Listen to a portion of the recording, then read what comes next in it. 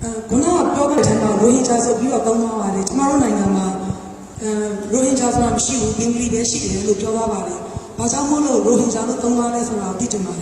I don't know, Sasabilo, Nehua, Kababa machine, and 999, and now people to the match, send on Yamashima, and that's what I check on Lunale Valley.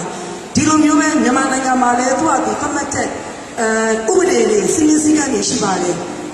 Any upon my Mutibio, Gonaga, Little Yoga, Telema, Rohingya, Tono, Rohingya, and Abu, Delo, Nana Labani, any case I war, or Pizzinello, Hisabala, or the British and Nation Biro, Chitapi,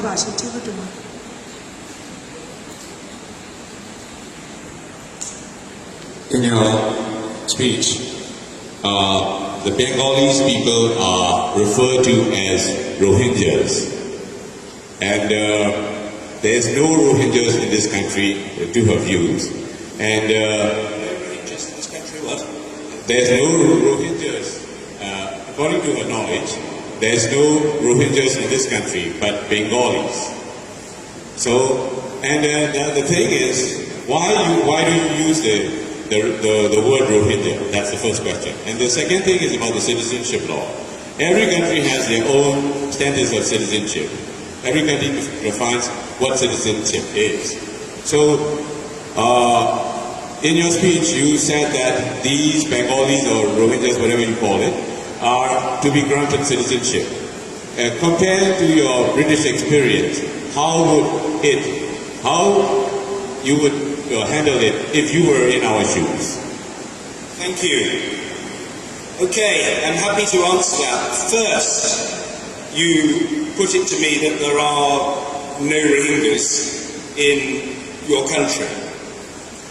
What I would say to that is there are people who say what you've just said, and there are people who say, actually, there have been Rohingyas in your country for a very long time, certainly going back to previous centuries. And there is a great debate and argument which can go back and forth, back and forth, back and forth. Were they here, weren't they here, should they be here, shouldn't they be here, do they belong, don't they belong? The fact is that they regard it, the Rohingyas regard it as deeply offensive to be called Bengalis, which they regard as basically a way of saying, you're foreigners, we don't want you here, get out. And also, forgive me saying so, the fact is, they are in your country, and they are not the responsibility of any other country. They are going nowhere, and Bangladesh will not house them.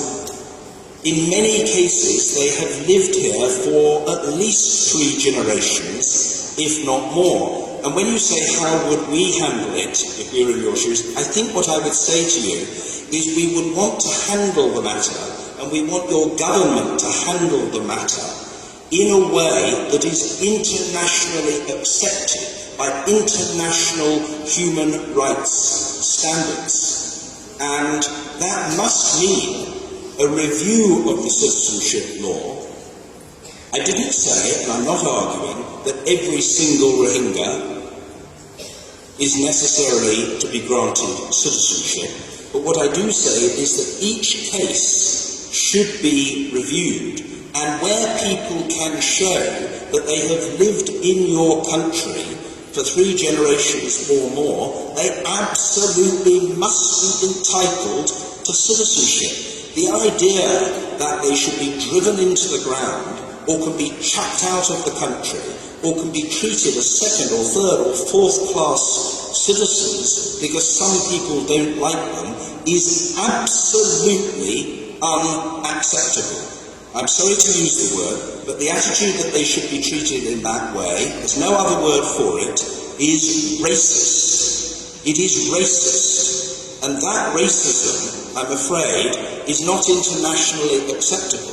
So if the leadership of your country, your government, President Thein Sein and others, want your country to be regarded as an international exemplar of good behaviour, the sort of country in which people should invest, the sort of country that should enjoy respect around the world, then I'm afraid the simple fact is it must behave in a way that the international community regards as acceptable, decent and humane. You spoke to me, and I thank you for doing so, most courteously, but also most openly and candidly, as we would all want.